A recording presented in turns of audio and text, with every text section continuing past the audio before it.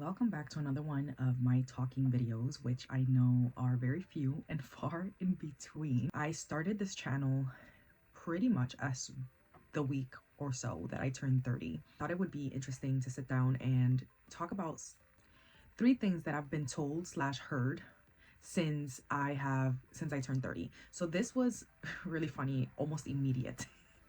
It was the day before my birthday. I was 29. Nobody was talking about this. As soon as I turned 30, this is what everybody started talking to me about. And I will mention these three things. I will also share what I have taken into consideration and what I haven't, and what I've noticed in what I've taken into consideration going forward within my growth. The moment I turned 30, not even joking, I think like within the first dinner out that I went with a friend after I turned 30, the immediate comment that people started making to me was, your biological clock is ticking. I find this so funny because there's not that much of a difference between 29 and 30, so it's always makes me curious of what is it about 30 specifically that makes people automatically start worrying about this biological clock. And this one kind of ties into my third one, which is like with expectations and stuff, but I'll talk about that a little bit later. But this one was interesting to me because this is something that I've never really cared about. It's not something that I prioritize or I give value to. So when people started saying that to me, it felt odd.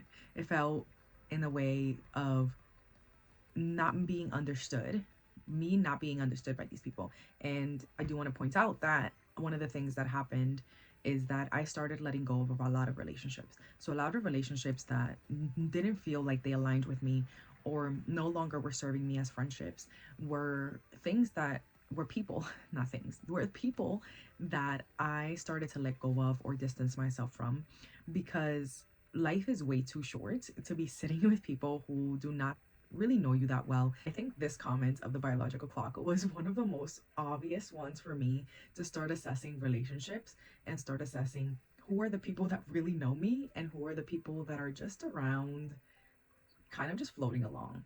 Because people that really know me and the relationships that I have nurtured within the last couple of months and actually deepened a lot of relationships in the last couple of months have not made this comment to me. This has come from mostly people who are more distant relationships. So maybe acquaintances, co-workers, extended family. And it is the automatic, once you're in your 30s, your biological clock is ticking. I don't really know why that happened so quickly, but I do understand to a certain degree where some people are coming from in terms of their own goals and their own expectations. So the biological clock comment or situation or reality, I guess, doesn't really matter to me because that is not my priority. My priority is not necessarily to have kids. I don't particularly want kids. So I understand where other people are coming from when they're reflecting their expectations and their hopes and their wants in their lives onto me. A lot of the people in my life, especially coworkers and friends, are my age. They're around my age. So these are things that they are experiencing. These are their fears that they are deflecting onto me. Now, the second thing that I started hearing almost immediately was, it's time for you to start weight training and practicing mobility. This one actually is pretty funny because a lot of people joke about the moment that you turn 30, your knees start to crack or your body starts making noises when you walk. And to a certain extent, this is true, right? Like our bodies wear and tear as we get older, but it's not one of those things that's from overnight. From the moment you turn 30, the second the clock hits midnight, automatically your body starts to deteriorate. This is actually one of the ones that I found really valuable because weight training, I know, have always known is important. And mobility training obviously as well is important because we want to be able to move our joints and move around and do the things that we love. A really great example for this for me is I love to travel, obviously, as my channel is mostly travel vlogs. And in order to travel, I need to be in top shape with mobility and strength. We are walking 20 to 30 steps a day when we're in different countries. We're sitting on really long flights and we have to be able to transition. Also, the time zones are ridiculous, right? So you want to make sure your body is being maintained in top shape in order to be able to do the things that you love. So weight training and mobility training, yeah, I heard it immediately, but I also started doing it immediately because similar to the biological clock, this is not something that I necessarily was thinking about in my 20s. I have been pretty active all throughout my 20s in different ways: jogging, yoga, Pilates. Weight training and mobility specifically have not been my primary focus. And because of that, I decided to start implementing that into my routine, especially because there's some other things that I started doing as new challenges. Making and editing videos is not the only new hobby I picked up. It's not the only new challenge I picked up. I also picked up some other things like writing, dancing, and for dancing specifically is one that I really need to be working on my mobility and strength in my body, because dancing is not easy.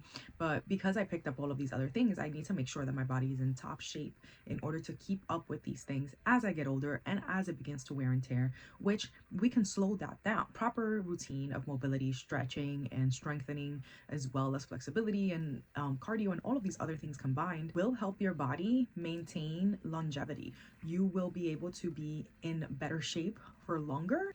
Is this something that you have to wait until you turn 30 to do? Absolutely not. I would recommend starting it earlier, because that way you're already in a routine and your body's already at a point where once you turn 30, it's not going to be that typical your knees are cracking or you're gonna start having physical pain. Your joints are already gonna be strong. They're gonna be flexible. And like I always say with physical exercise, it doesn't mean you have to be a professional. You don't have to be a bodybuilder. It just means you have to work on whatever fits your body type and whatever is right for you in your daily routine, in implementing and strengthening yourself. Now, the third thing that I started hearing, and this wasn't immediate actually, this was kind of progressively into the new year. So my birthday's in August, so I had a couple of months where I was focusing on mobility and strength training while also just focusing on those relationships that I mentioned earlier. As the new year came, I started strengthening my relationships with people.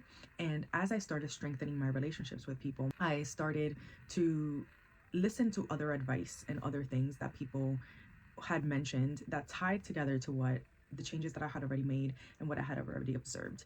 And as I worked on these relationships, and I'm talking about like bringing relationships from surface level to more intimate, more emotionally connected. So a lot of the times with me, it was easy to just keep a relationship on the base level where we talk about the easy things, what we're doing in the day, what we love to do, but I don't bring up what I'm struggling with. As I was doing that, I started to have these conversations with some of the people in my life.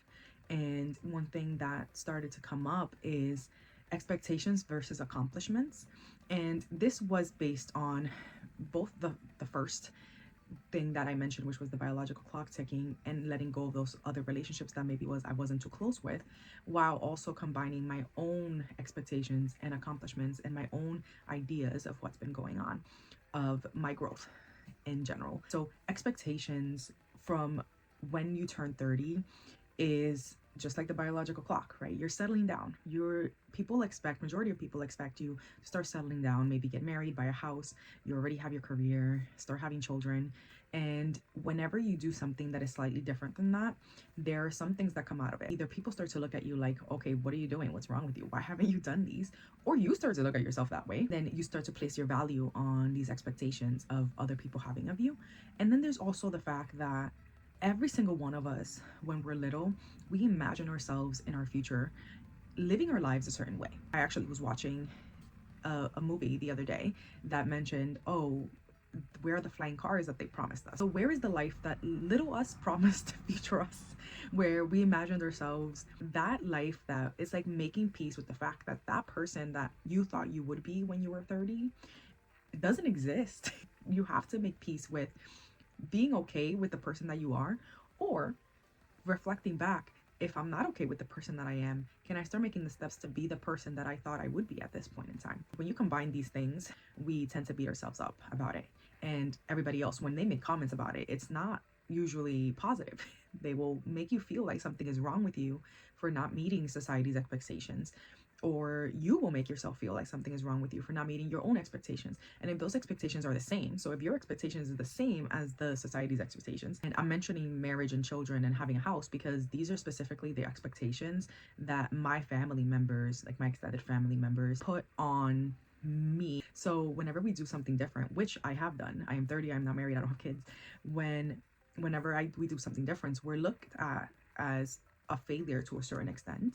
And then there's that comparison of, why are you wasting your time? There is no value within you if you don't have a relationship or kids. And I say that cautiously because that is not true. With the thought that people have that there is no value with you, especially the older generations, but we know that is not true. There's many accomplishments that fall into place with this, and it goes hand in hand with the accomplishments, because as I was having these conversations, they were pointing out to me, not that I was sitting here ruminating about the things that I haven't achieved, they were pointing out to me the things that I have achieved, of their pride in me and their admiration of me for the things that I have achieved, including traveling to a whole bunch of places. Also am very passionate and work very hard at trying to learn new languages. I have been studying French for almost 15 years now, and also I've started recently to study Japanese, and I would love to learn Chinese and Korean one day. And because I love learning languages, that's something also that people admire. Other things that I have been focusing on perfecting, one of the things that was mentioned to me is my Duolingo streak being impressive,